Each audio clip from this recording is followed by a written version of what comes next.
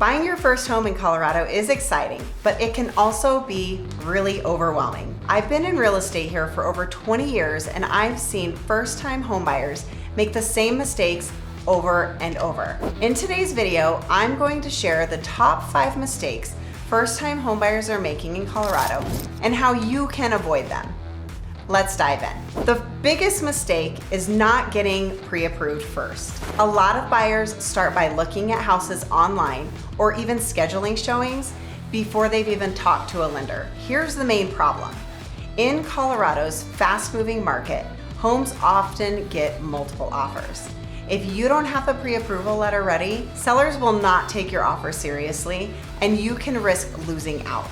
Another issue, sometimes buyers think that they know their budget, but once they meet with a lender, they often realize that interest rates are higher than they thought, they have student loans they didn't realize take into effect, car payments, or they realize that their credit scores aren't as high as they thought they were, which can definitely impact their purchasing power. That can be a real wake-up call and very disappointing for buyers if they already have their hearts set on a property that they can't even qualify for. The easiest solution though, talk to a lender before you do anything else.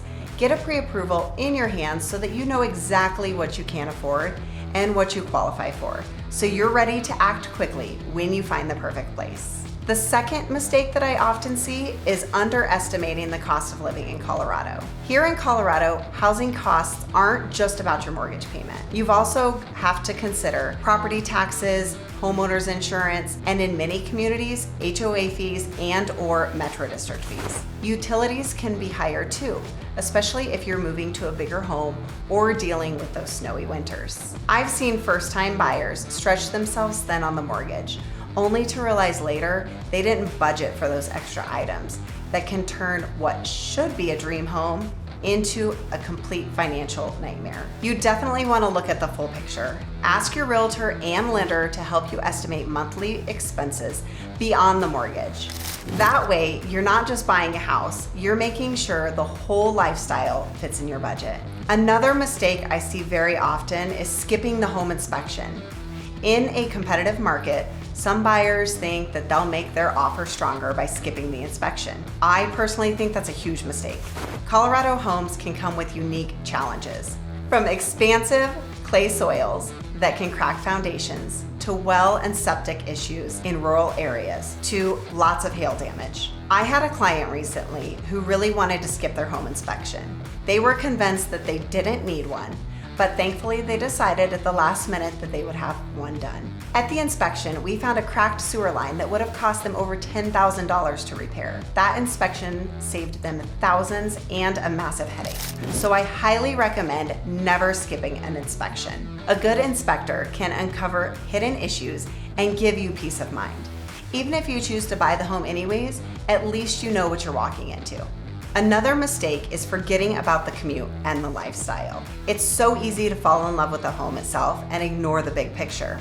But maybe that perfect home adds 45 minutes to your commute each way. Or maybe you move to a quiet rural neighborhood, but then realize the nearest grocery store is 25 minutes away. That lifestyle isn't for everyone. I've worked with buyers who realized too late that the schools didn't fit their plans or that their weekends would be eaten away by driving into town. Before you purchase, make sure to spend time in the neighborhood. Do a trial commute during rush hour.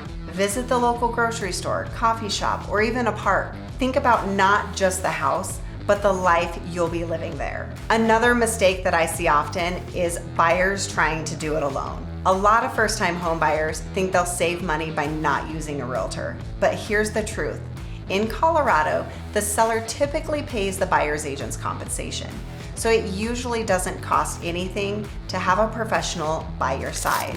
Without an agent, you're left to navigate contracts, negotiations, and inspections by yourself. I've seen buyers end up paying thousands more than they needed to, simply because they didn't have someone guiding them. Realtors are also an advocate for their clients and are so important throughout the entire process. I highly recommend that you find an experienced local realtor who knows the Colorado market and can walk you through every step of the process. They're not only there to protect you, but will save you money in the long run.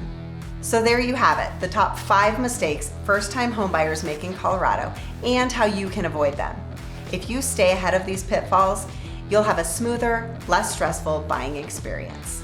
If you're thinking about buying your first home in Colorado, my team and I would love to help guide you through the process. Call, text, or message me anytime, as we would love to help you. Thank you so much for watching. Be sure to like, subscribe, and hit that bell so you never miss my tips on the Colorado real estate market.